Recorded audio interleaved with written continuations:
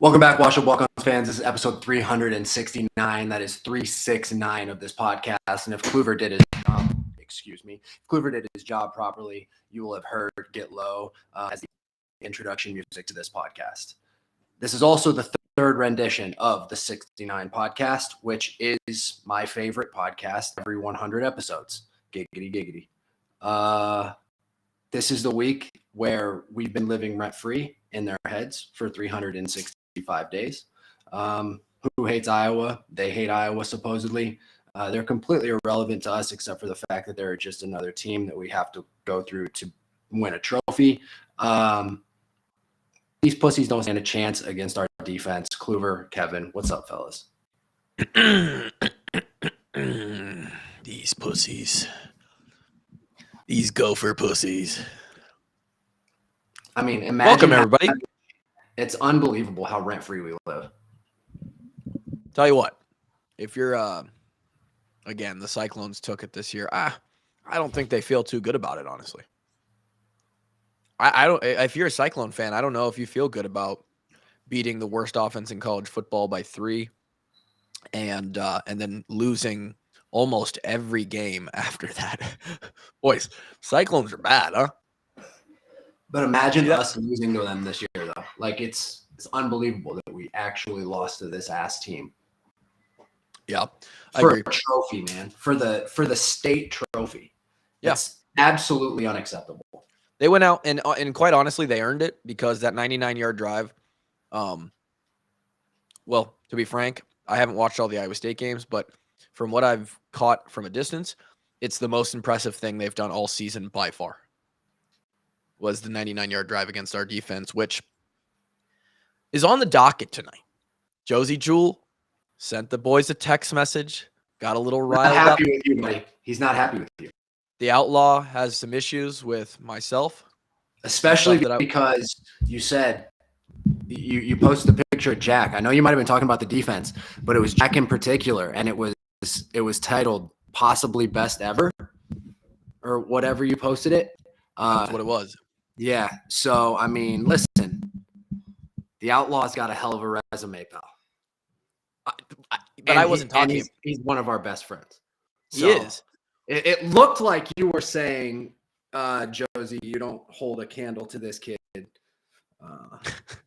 It didn't look like. That's what it looked like. I'm telling you, that's what it looked like. Okay. Well, if you read the tweet that I quote tweeted with our account, it said, "Give us 3 words about this defense." Now, if there was a tweet that said, "Give us 3 words about Jack Campbell," and I would have said, "Better than Josie," then we're in a conversation, right? I think there's people out there that would argue Jack Campbell is better than Josie. Maybe, but I'm just saying it can't come within 337 or 339 West Bend. No, and I would never put that out there. The Outlaw, in fact, rolled into Nashville, though they lost the game. He rolled into Nashville like an absolute stallion, like he belonged on Yellowstone. Yep, for sure. Which I understand there's a new season out. And it is heart-wrenching, dude. Could they take a chill pill on the emotion, boys and girls? I haven't seen it. Kevin, when we went over those shows, was Yellowstone one of the shows that you had seen? Oh, yeah, big time. I have not watched the new episode yet, though. So try not to cry, Kevin. I dare you. Try not to cry. It's easy when you don't feel anything inside. No, man. This episode will make you feel something. I'm telling you. Wow. I cried twice, but not crying, but like tears were in my eyes. I was blinking away tears. I had the burning sensation of crying. Like I was emotional. Yeah. My wife, Lauren, and I call that your eyes get wet. Like I'm not crying. I was soaked. I'm not crying. My eyes are just wet, you know? And she's had to call me out several times during the process of becoming a father. Let's see. I think it was last week or maybe 10 days ago, we decided upon a name. And really? Yeah. And once we've decided upon it and we kind of sat there and like let it sink in, I was eyes got a little wet, you know? Eyes were wet. Eyes were wet. And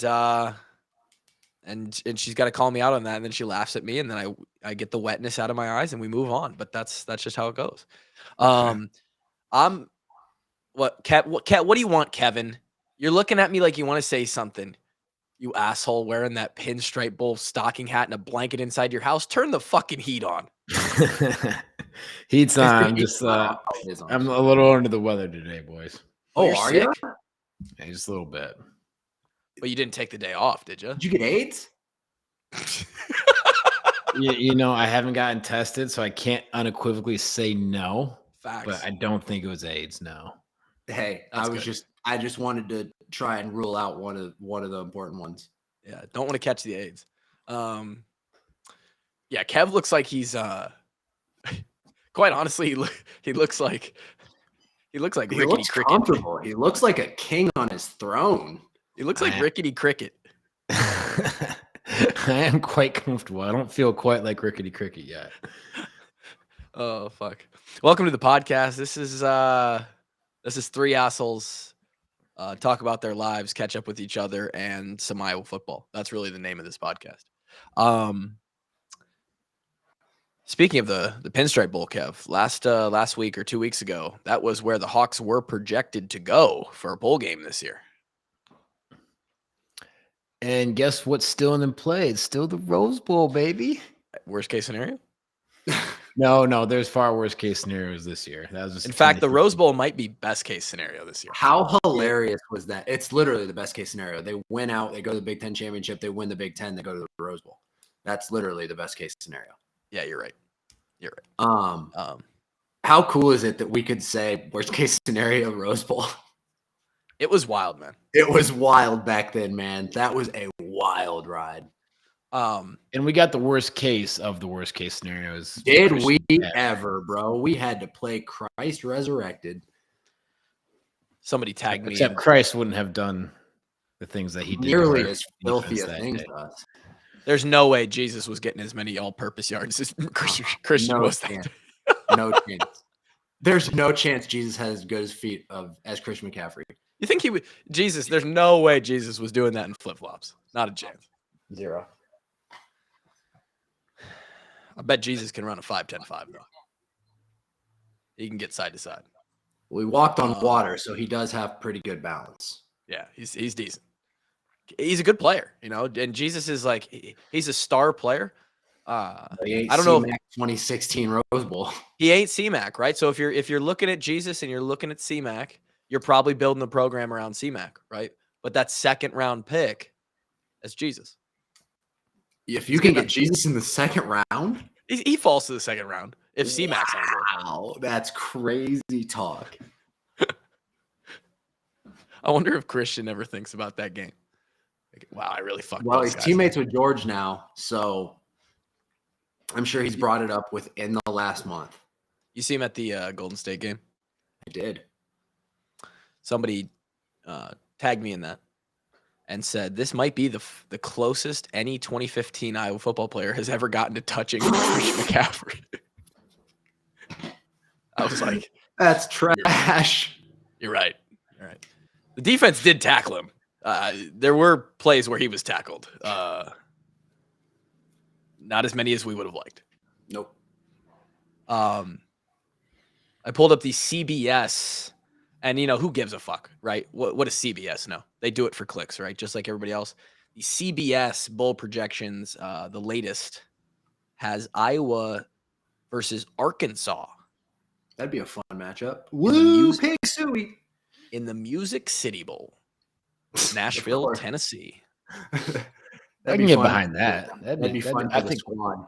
Yeah, that'd be fun for the fan base. I think that'd be a good matchup. I think that'd be a great game. I would take that.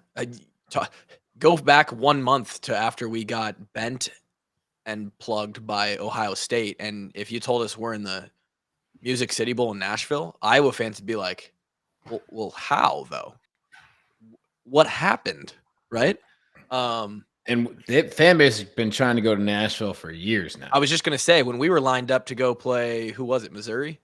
Yeah. In the COVID season, I think the fan base was rough and rowdy to go down to Nashville and take on is the main street there Broadway? Is that what it's called?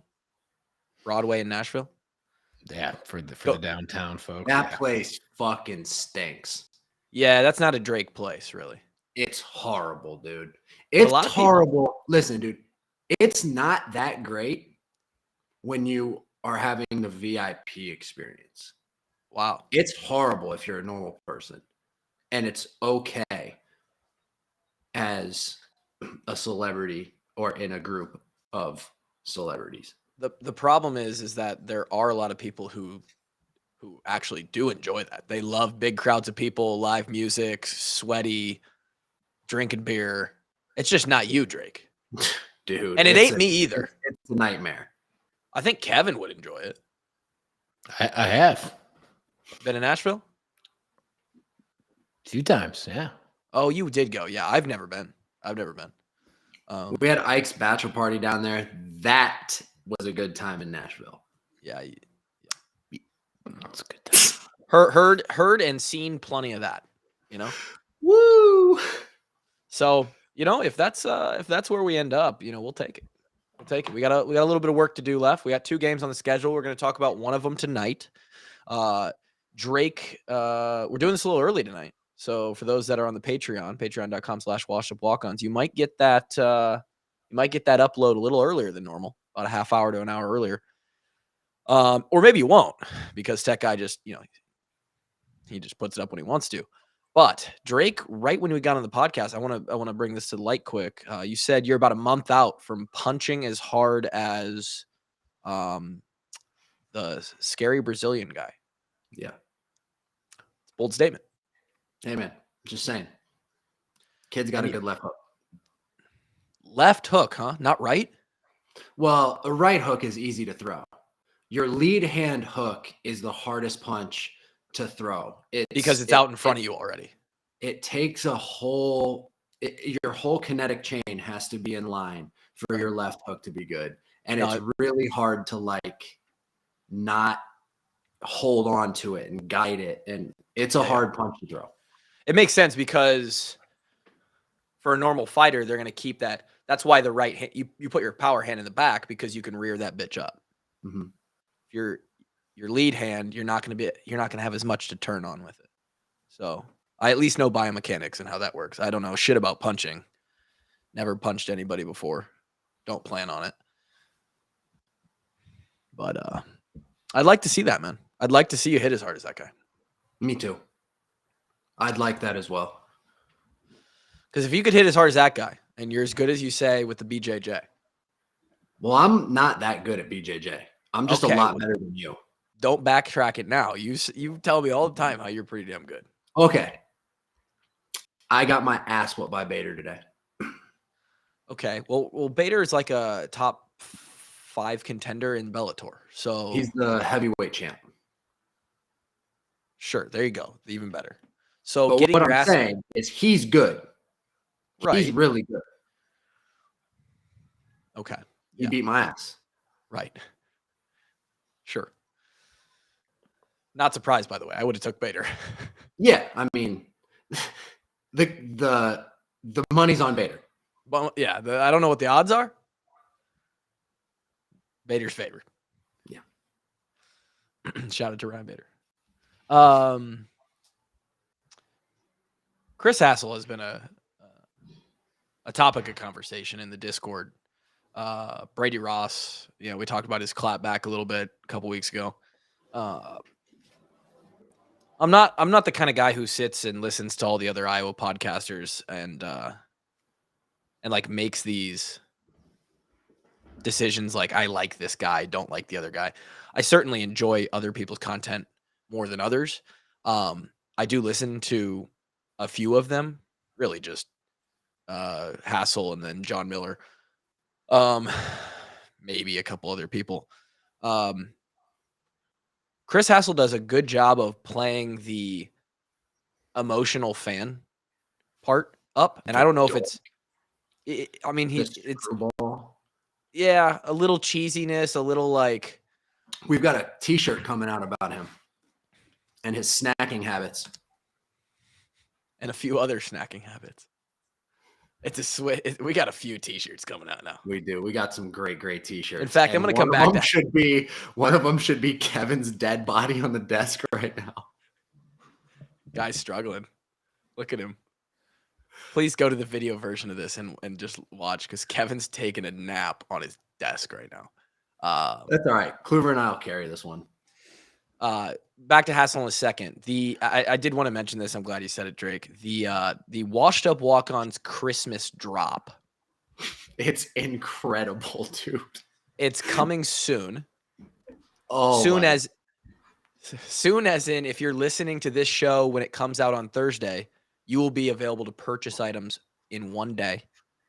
Friday is when it drops. Friday, the 18th. This is by far the best merch drop anybody has ever had on planet Earth. There is going to be a Anti-Cheeto Fingers Social Club t-shirt. We've got a bunch of Hawks by a Million gear. We've got hats. We've got walk-on gear. We have dog bandanas, HBAM dog bandanas. And Bane is now on film. Bane, you're going to be getting a little bandana, buddy. Oh, and he put his hand up. I love dogs. Everyone loves dogs. Oh, and there's the other dog in the back. Dude, you remember when they were the same size? Holy shit. It's not the same size anymore. This kid's got a really big head. Like, yeah, you and him are the same size. So we got a lot of merch coming out. If you are a Patreon subscriber. Oh, that's only the Patreon? That's only the Patreon merch? If you're a Patreon subscriber, you have access as one of your perks to exclusive Walk-On Army member designs. Oh, our December Patreon is about to be at 1,000, dude, because people are going to want these shirts. There are 2 designs for this Christmas that will have a password protected URL on it. The password will be given out through the Patreon as part of your perk, and you will be able to buy the Goop Gang DHT mascot merch, which is Christmas themed. It's a red, green, and white t-shirt. It's the mascot of our private podcast, which is a jar of it's a jar of goop. It's a jar of goop. We're not really sure what that is or how to describe it to you, but if you're in the Discord, you know, and you're in the Patreon, you know. And he's wearing a Santa hat that says DHT, Dickhead Tuesday, and he's holding candy cane weapons. The other t-shirt is the one and only Goat Wallace tees. We've been talking about it. Please tell us your thoughts on the Goat Wallace tee. You have to be loving this. Kev, you got to at least talk about Goat Wallace. Coach Wallace is the GOAT, man. It's such a good design. You'll be able to buy 2 different colors of t-shirts or a sweatshirt with the Goat Wallace design. It is exactly what we talked about when we came up with this idea. It is Coach Wallace's face on the body of a goat with big ass horns, and it says Goat Wallace on it. And it's one of the best designs we've ever done. I'm about to send 50 of them to the complex so that they can be passed out to the staff and any players that are interested in wearing them. I'm just, dude, Drake's tell me how sick it would be to have all the linebackers go out in Goat Wallace sweatshirts to pregame warmups. They do their pregame. What do they call that? The primer. Yeah. In Goat Wallace hoodies. I need it. Need that. Send Captain Jack a couple Goat Wallace hoodies. Yeah, it's happening. Yeah, it's got to happen, dude. We have the fundage. I mean, come on. The kid can afford a couple sweatshirts. I mean, come on, right? I mean, if you're listening and you didn't think we did, what are you doing? The walk-ons do numbies, huh? Kevin might put his face in the desk, right? He might not talk for the entire episode. We still do numbies. Come on. And we're going to send the entire linebacker room Goat Wallace merch. And that's what we're doing with our adult lives. This is our life. This is a great life we lead, fellas. It's incredible. Back to Chris Hassel. Chris Hassel said on the podcast, and this is a question that I saw a lot from fans as well. And Kevin or Drake, you can answer to it. I can give an answer as well. It's not specifically related to being a real football player or a long snapper or any of that. Chris was questioning. They were questioning, how have the Hawks done this? How have they turned it around? How has the defense, I put it down, how do they stay positive and keep their head down after that OSU week and continue to produce and not turn against their offensive teammates? How do they still believe in their teammates? And like, in my head, that may make sense as a fan, but in my head, has this dude ever played sports? I think he played in high school, but then he went directly into TV and broadcasting and journalism. All right, that makes sense then. In my head, I thought, what's the other option? What?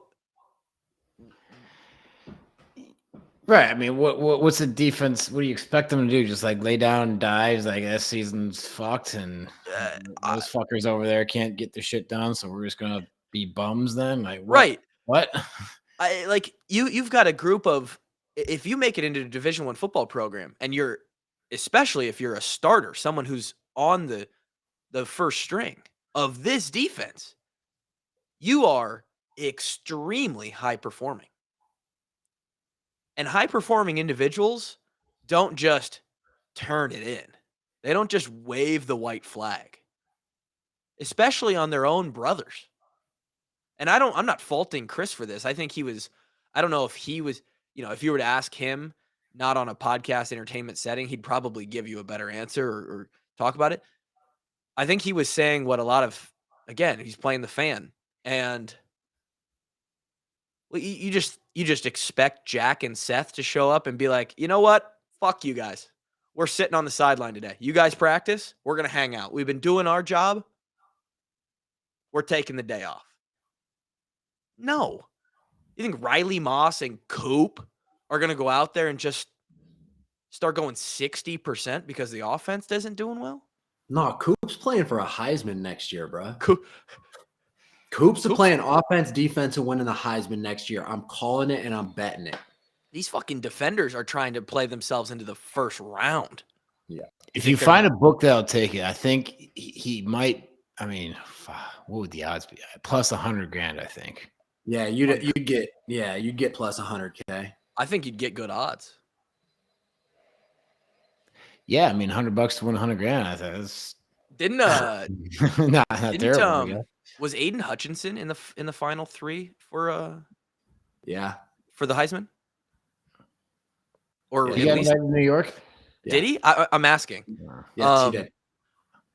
I know in the past few years there have been a fair amount of defenders who have been at least. There's been like 5 in the last decade, if that. Aiden Hutchinson, Manti and Honey Badger maybe got invited. We're talking about offensive and defensive coup here. We're talking about Deion Sanders, which is what you need, right? You have to. Yeah. You gotta have a few offensive statistics in there. Here's a question for you: Did Bro Peppers get invited? Was he up there? He might not have been top 3, if not, but he was like top 6 or top 10 for sure before they cut it down. Here's my question that we all could have different answers on. How many offensive plays do you think Coop could handle a game? Playing a full defensive game as well. Because you could do it more if you took him out of corner, put him in the cash spot, which isn't going to get as many reps, right? True. If you had him playing cash instead of quarter, I'd say you could play 15, maybe 20 snaps a game. Yeah. And think about this.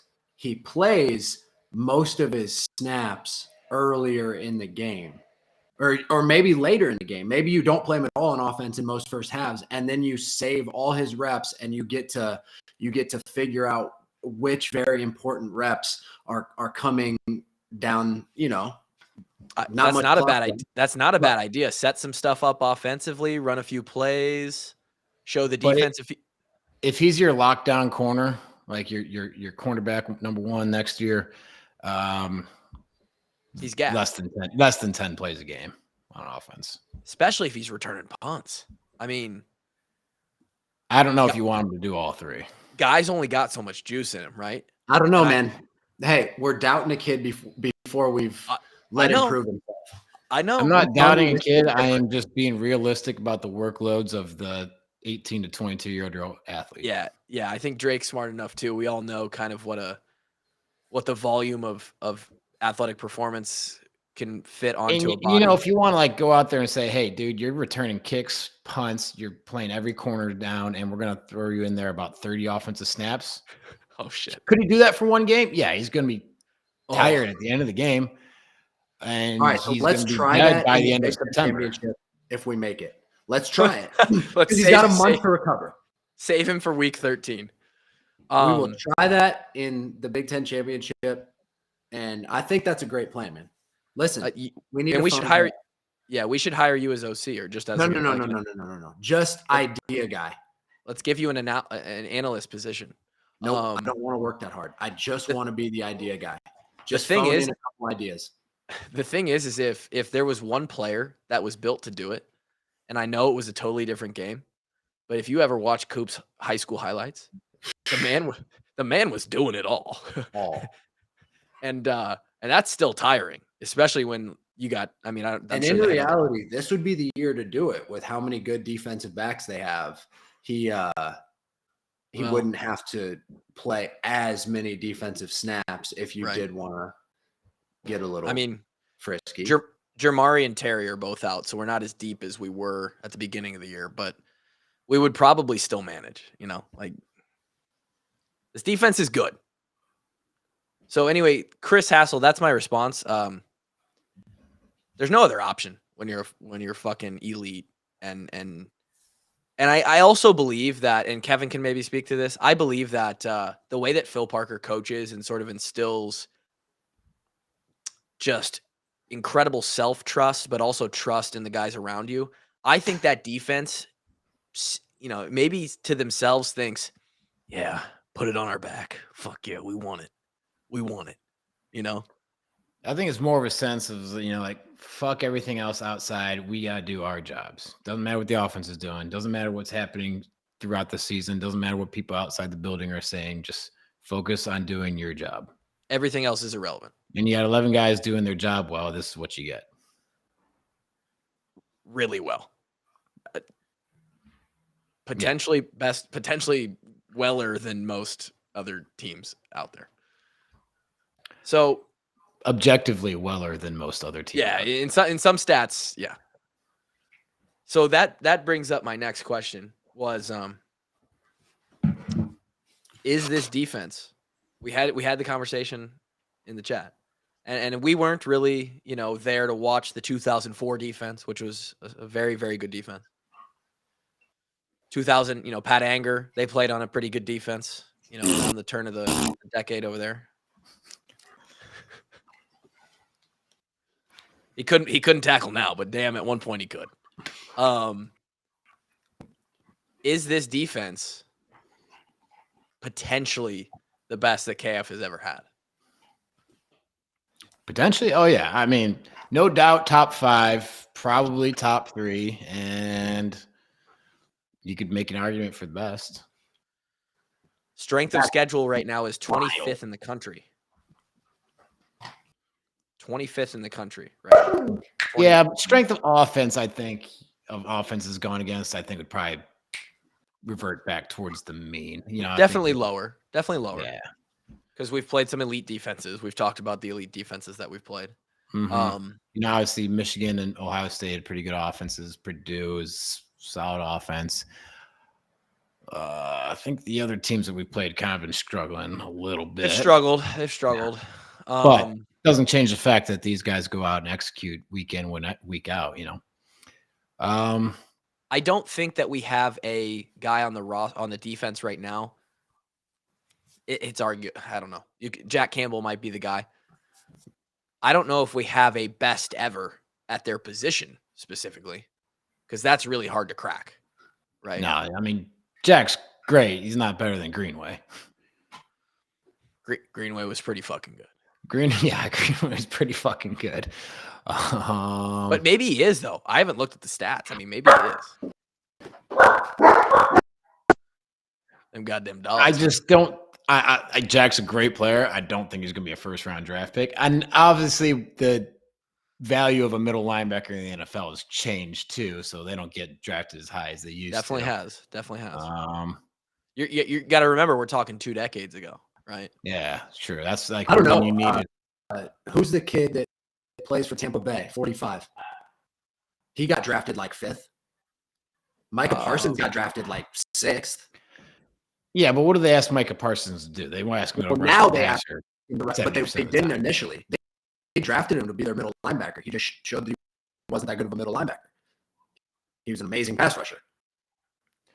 That's what I'm saying is that's where teams put value on over, being a middle linebacker, right? It's different. It's different nowadays, no doubt. The pass rusher is going to get paid a hell of a lot more money than the middle linebacker on every NFL team. Yeah, in the country. I don't think we have a D lineman that's Adrian Claiborne. I don't know who you're going to put there as far as the best to do it. I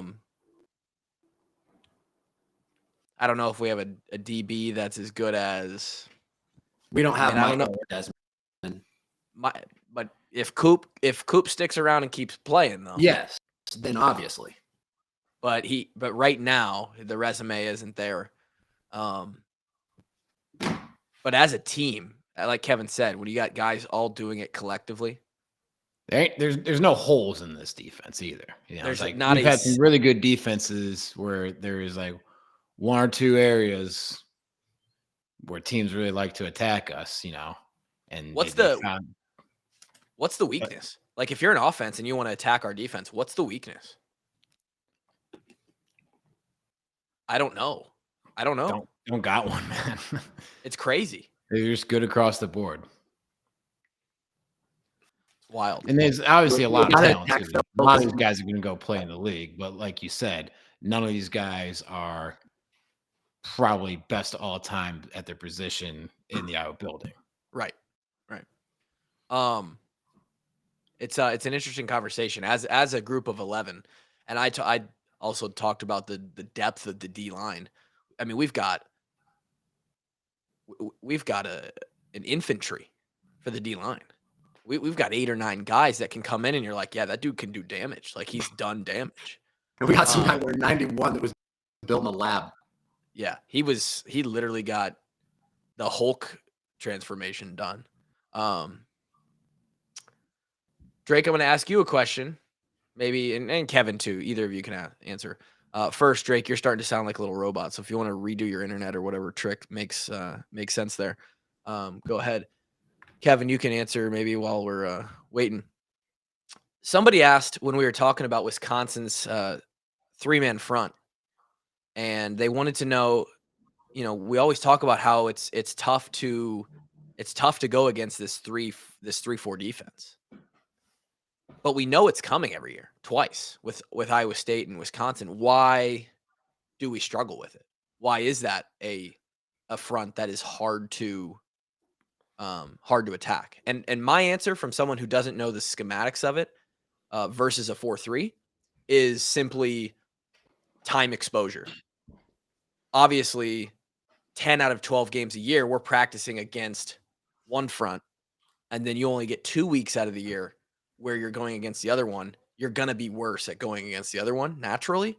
But as far as the offensive lineman's keys, like it's not that much different, but to them, every play in front of their eyes looks different than it usually does. And only that week for 3 days have they been thinking with these keys, and it's happening at game speed against a really good defense in Wisconsin with really good football players. Like it always trips them up because they're just doing everything a little bit differently. And when you're doing things differently, you always do it. It happens less efficiently. Yeah. I mean, which is unfortunate because, like, for me, Alaric Jackson and I still talk about this to this day. He texted me about it just like before this season. He's like, dude, I still thank you for the day of Texas when we were playing that 3-4 defense. And you looked at me and you're like, dude, it's not that hard. Just block him. It's not that hard. And he's like, I needed to hear that. He's like, I fucking appreciated that so much. Hey, and now he's been starting for the Rams. You know, look at that. He has a little knee injury right now that he come back from, but he did get he got bummed up a little bit. I got that sent. story reminds me of another time. Go for it. We're sitting at a pregame. No. It was we're in the hotel Friday night before a game, and it's snack. So me, Ben, Josie, and Bo were sitting around. We're eating some ice cream, cookies, having a good time talking. We get to talking. What is the easiest position to play mentally? Like nose tackle. So this we're like, yeah, I think it'd be pretty easy to be like a defensive tackle. You pretty much want to own your gap, or every now and then you got to switch your gap. Your linebacker's telling you to do that. And KF kind of overhears those things, comes over, and that's what you're talking about. It's like, yeah, we're just like, what's the easiest position to go learn? It's like, tell you what, as difficult as they want to make it, what's the offensive tackle do 95% of the time? We're like, block the end. It's like, yeah, just block the end. Dude, I can hear him saying it too. I can hear him saying that. Oh shit! I just blocked the end. What the fuck? You don't have to do shit up. You don't gotta do shit out there. Just put your hands on the guy. So Drake, that advice was on par with one of the GOAT coaches of all time. Hey, that's all I'm saying, man. I had very little advice for the offensive line ever because their job was so much harder than mine. But on that day, I had that piece of advice. It's funny too because if you look at the offensive tackle and the nose tackle, the two positions you just mentioned, a lot of those positions, sort of prerequisite, come with a very specific body type, more so than other positions do. So you're thick, right? Thick, strong hands, right? There's a prototype for that. With a giant ass, big cock. What? Who said that? Who said that? Show is so like, I don't know. Great. That got homosexual for a second. Dude, what is our life? What do we do? Somebody sent me this chart. I thought it was cool just to look at. It's not something we don't know, but this is every possible scenario left and who wins the West if said scenario plays out. So for those that want to see this, it's really, really cool. I might repost it. Probably do that. Yeah, but essentially over here on the right, for anybody watching, is the eventual champion and how that works out with the every team left in the West, basically, and who they play. And if you notice, Iowa has the most outcomes on that right side. So that's neat. And then it also lists under each team specifically, and this is assuming loss to Michigan as well. It lists under each team specifically all of the basically just played out in words what has to happen, and Iowa has a lot of scenarios over here. So the most simplest being, as we discussed last week, is that Illinois loses to Michigan. Yep. Saturday at 11 a.m. And then the Hawks all of a sudden controlled their own destiny. They went out, and we're going right. to Indianapolis. Yeah, right at the top there just says win out. But there are some other there's some other options there. So cool little chart if you want to look at that. Of course, this weekend it does start with the Badgers, not the Badgers, the Gophers. And Floyd's on the line. And we have Floyd. Floyd is a trophy that still resides in our building. Hasn't seen Minneapolis. I can't hear Floyd's you. in our building because they stink. They suck, dude. And I hate him. Careful now. Somebody out there got that reference. Somebody out there got him. They stink like pigs. Like pigs rolling around in shit. It just so happens that tonight we're going to do a top 5. And the other guys, they might not be prepared for this. I kind of hit them with a very vague topic. Someone suggested this, by the way. We're doing top 5 pig-related things. Anything. Could be a book, a movie, a pig character, Floyd, a piggy bank, fucking whatever you want. Meat that pigs produce. That's what we're doing. I want to make sure that we don't have anything else. Oh, before we get there, Phil had some good quotes today. Talked to the media today. And he said that, quote, they had 3 strong practices ahead of Minnesota this week. Very intense. Credited Captain Jack Campbell for leading the charge on upping the intensity this week. Shocker. Said that it was violent in a good way. The more I hear quotes about him, the more that Jack Campbell and Josie Jewell are the same fucking person. Except for Jack's better. What? Oh, shit. I can't believe it. Josie's going to come after you. I'm scared. Does the outlaw know where I You know live? he listens, right? He's going to... He's trying going to to hear that. I'm trying to ruffle his feathers. Mission accomplished. I can tell Josie that I'm kidding, and he will still take it as serious. No, Josie is very upset with you as he is listening to this. In fact, I'm going to tweet about it too, because I know he searches his name on Twitter. You think, does he still do that? Do you know? I guarantee you he still does it. Dude, he looks for fire, for fuel. He looks for it. Part of what makes him great, right? Because he's not Jack Campbell. He's not 6'5". He's not 250. Right? Horrible lateral speed, according to most scout reports. Wow. I'm so sorry, Josie. I've become the noise. Josie, I want you to know that I'm none of this, bravo.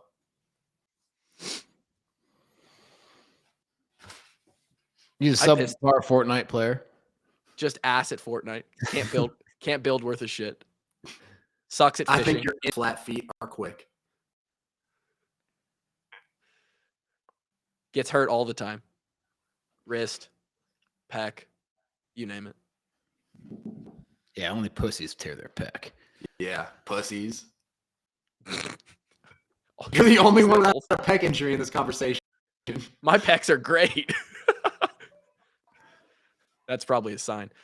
So Phil says all that, and I feel like that's a good sign. Like when Coach Parker gives credit and comes out and starts saying stuff unprovoked like that, like practice was violent in a good way, and the intensity was up. We always had our best weeks when we were literally beating the piss out of the scout team. And the scout team kind of like leaned into it a little bit too. Like they got physical and nasty back, and there was fights and mutual respect for sure. But yeah, we had great practices then. This means no doubt that in Iowa City right now, there are some scout teamers that are gonna need the training room tomorrow. On the off day, they're gonna need some treatment. But how good are they feeling right now, knowing that their work's done? You're right. It's a great time Wednesday night. That's what the coaches say. Is like Wednesday is your game day. You're done after that. And Brady Ross took that to goddamn heart. God damn it, did he? Old BR in the Discord. He was hurting. He was hurting first teamers. Dude, he knocked me out on feet on a Friday. I'll never forget watching him do kickoff. as a scout team kickoff guy. Maybe it was a Thursday back. Oh, he was a bitch to block on scout team kickoff. He was an asshole on kickoff his freshman year. Yeah. This is not what you want on a Monday morning when you're sore from the game still, and you just, No, yeah. But yeah, it makes you better. That's for damn Made you sure. better. Yep. All right. I don't know if you guys are ready. Oh, I'm ready. We're going top 5 pig related things. What about Ward's winners? That comes after that. Top 5 pig. So this one's recent. This one is very recent. Kevin and I enjoyed a nice meal at Joseph's in Iowa City the other night. Wow. And you know what we had? It was that good. Oh, and you know what we had to kick the meal off? A nice little plate of pork belly. And some whipped potatoes underneath. And that's not the first time I've had pork belly. Every time I've had pork belly, it slaps, as the kids say. It melts in your mouth. It's good stuff. So coming in at my number 5, pork belly. Joseph's pork belly in particular. Particularly, yes. Would anybody like to go next? Wendy's Baconator, extra bacon. Wow. Dude, Baconator didn't even cross my mind. Mine either. God damn it. That's tremendous. That's disrespectful by me to the Baconator, and I'm sorry. I apologize to the Baconator. Kevin, that's a solid pick, and honestly, might be too low. You know, it might be, but I didn't have time to prepare a list in advance, so it's not number 5. That's a good pick. That's the first Kevin pick I've ever been jealous of. Bane, what's your 5th pick? His 5th pick would probably be Rawhide. Pig dick. Okay. Go for it. Dude. My number 5 pick, potbelly pigs. My buddy Nick has a potbelly pig. He's like 300 and some pounds, and he is cool as hell. Like as a pet? Yes. Oh my God. Is he ever going to eat it? No, I don't believe so. Wow. But you're not sure. Can't confirm. I just know that he hunts wild pigs on his land, and him and his uncle process all that meat. So seeing as how good that meat is, I'm just going to go out and say I doubt it. That'll bring me to my number 4, and that's hella hogging. Never done it, but it's on the bucket list. I like that. Hog hunting from a helicopter, like Tim Kennedy. You get up in the helicopter and you scare them out, and they go running around. And you just open up and a machine gun on them. Dude, that's another good pick. It's an unbelievable pick. Kevin is the R word me right now. Kevin's winning a list for once. Bad. He's bodying me right now. My number 4, just looking like a soft pick now, is Wilbur from Charlotte's Web. I respect that. He's a role player, right? You need him in your lineup, but he's not the star.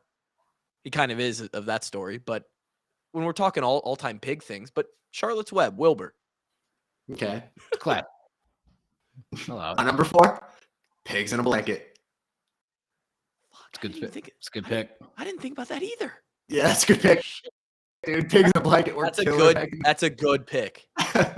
That's relevant too. That's relevant. Pigs in a blanket. It's pigs in a blanket season right now. Yep. Mm-hmm. I feel like a pig in a blanket. You look like one. Fuck me. This might be one of our funnier episodes. A dead ass. Kevin, you went out of turn there because it was relevant. Do you want me to go with number 3 now? Yeah. Go number 3. Okay, I feel like this is a good pick. Take me into Winnie the Pooh and give me Piglet.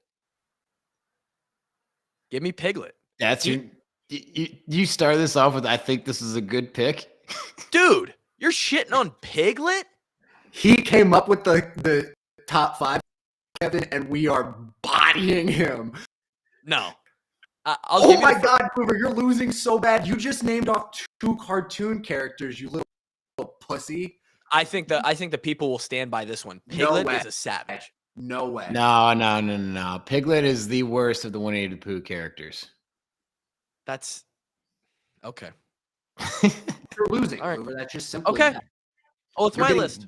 Bodied. We can't win them all, can we? You haven't won yet.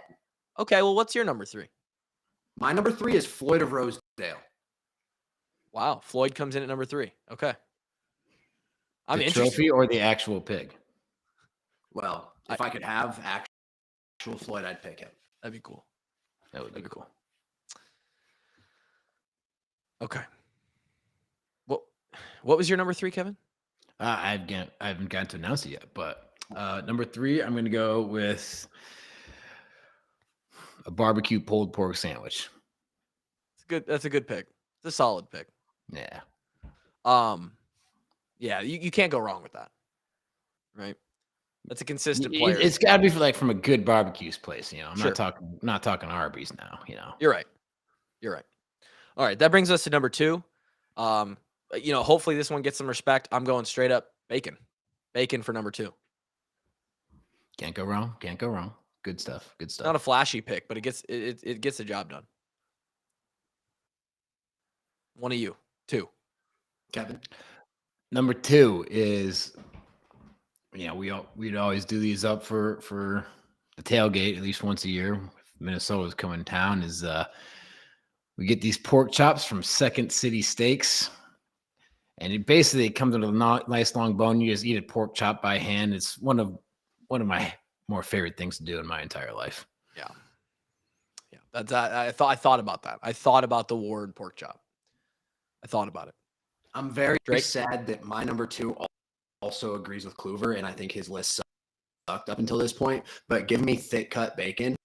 Yeah. And I want it applewood smoked. Wright Brothers makes an incredible applewood smoked thick cut. Oh, I mean. But how are you cooking it?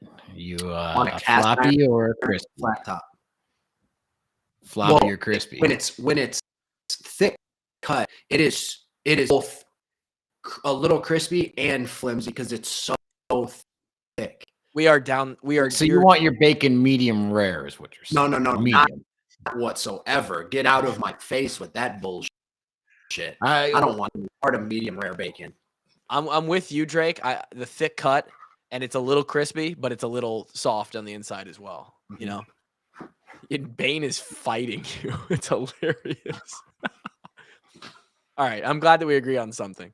I think I know where probably me and Kevin are going here. Floyd of Rosedale is number 1 for me. It's the week that we're playing for Floyd. It's the heavy ass pig bronze trophy that we get to take home every year, seemingly. And the boys are going to bring it home again this season to continue the winning streak. Floyd of Rosedale, number 1. Oink, oink, motherfuckers. Retweet. Oink. That is one of the all-time Kevin quotes. Oink, oink, motherfuckers. That's going to be a DH t-shirt at one point, too. Drake?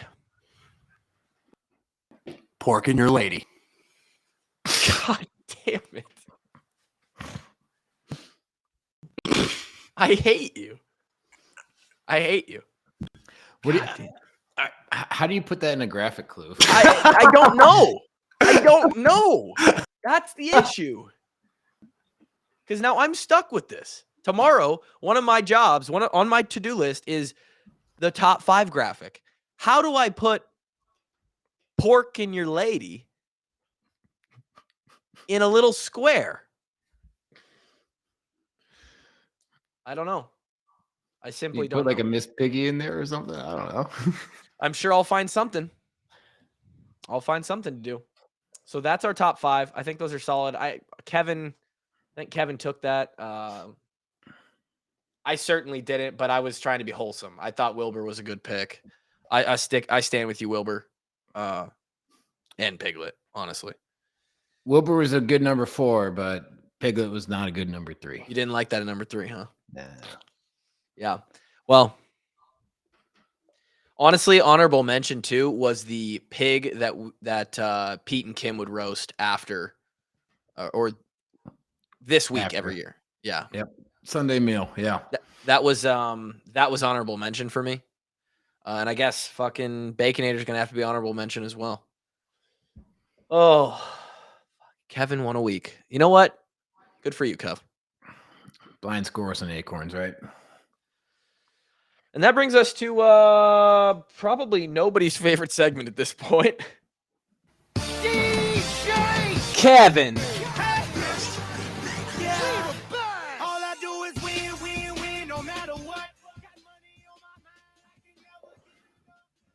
We suck ass. Hey, I'm still positive. You are. Been on a rough 1-2 stretch here for the last 4 weeks, I think. Yeah. 1 and 2 for me as well. Last week, let's see. The updated records are 11, 18, and 1. That would be your boys. Kevin is 16 and 14. And on the graphic, Drake is still blessing you as himself, Jesus Christ. So here we are. We've made it towards winners. Hit us with your picks. Yeah, I mean, I got a couple of just really basic picks that are probably going to not pan out very well, but good. I feel good about the fact that these two teams are both playing for a shot at the CFP still. So I got TCU -2.5 at Baylor and USC -2.5 at UCLA. Both the teams they're playing against have come off pretty rough losses, and they're still in it for the national championship mix. So I think they both show up, and they both covered those 2.5 point spreads. Love that. Number 3 is one of the lowest unders in sports gambling history from a college football game is Iowa, Minnesota, 32.5. Give me the under, and I don't see a whole lot of points any which direction in this game. It's going to be cold. Kluber, my only bet is Gopher's money line to the bank. Is that a mortal lock for you, Drake? It's the mortal lock. You're pulling out the mortal lock, huh? Listen, dude. It's that time of year, right? It's that time of year. You want to pull out an Illinois money line mortal lock as well? I mean, against Michigan. That one feels like redundancy. Feels locked up there. My picks. I am also going to the TCU Baylor game. I'm not betting the spread. I'm betting the over. I see two teams, Baylor, who really is random, but they've been on an uptick here. TCU, as Kevin mentioned, they're trying to play themselves into a top 4, which is something that anybody outside of Oklahoma hasn't been able to do in the Big 12 since fucking I don't know when, ever. So I'm seeing 57.5. Give me the over. Nebraska is ass. And they've been having quarterback issues. I think like 6 of their quarterbacks are hurt. They don't even have 6 on the roster. It doesn't matter. It's Wisconsin, who isn't that good. We saw that. Graham Mertz, trash quarterback. Badgers -12.5. Give it to me. What? Where's that game at? Is it in? It's in Lincoln, but I don't think it matters, dude. Nebraska's trash. They're bad. Nebraska is a bad football team at this point, and I think I'd lean laying the points with you there, Kloof. I think so. I like it. I like it a lot. And then you know what? Illinois. I bet against them last week. Purdue came through. Michigan. They're trying to make statements as well. They got a big game. They're playing a decent defense, but they're a good football team. I'm seeing -17.5 against the Fighting Illini. Staying in the Big Ten and going the Big Blue. Oh, the hook. The hook. It could happen. They're going to beat them by 17, huh, Kev? The hash slinging slasher, the hook. It could happen. I'm disclaimer. I'm fucking bad at this, boys. What's your updated record again? 12 and 8. 16. 12 and 18. So not good. Right? Yeah, I mean that's below just picking them out of a hat. It's 40%. If we're doing percentages. Yeah. So I'm bad, but those are my 3 picks. The DRF boost of the week. And this kind of goes against the mortal lock a little bit. Money line. The Hawks money line. They are hot, boys and girls. We're boosting the Hawks money line. They are dogs up in the frozen tundra, but they're on a roll. The Hawks got Indy in their sights. Do they deserve to be there? Probably not, but someone's got to go. And it's going to be the black and gold DRF walk on collaboration boost of the week, sponsors of the podcast and the boost. And by the way, we're going to be coming at you with boosted parlay odds for bowl season. I just learned that. That's going to be fun. Throw a little money down on some parlays. The Iowa Hawkeyes boosted money line to win. Bring Floyd home, leave the timeouts, say sayonara to those fucking goofers, and roll into week 12 against Nebraska with Indy in sight. That's what I is have. an insane thing to be able to say. Yep. Dude, 6 weeks ago, I didn't think we were going to win 3 games. We had them dead. What? They were so bad. The boys go to work for a reason. And it's paying off, and I hope, and all of us hope, that it continues to pay off. Drake, enjoy your concert and dinner with the lady. Kevin, take care of yourself. Get better. Everybody. And we hope you all have an incredible Thursday and an incredible weekend watching Hawkeye football. We'll be back on Sunday/Monday to talk to you again.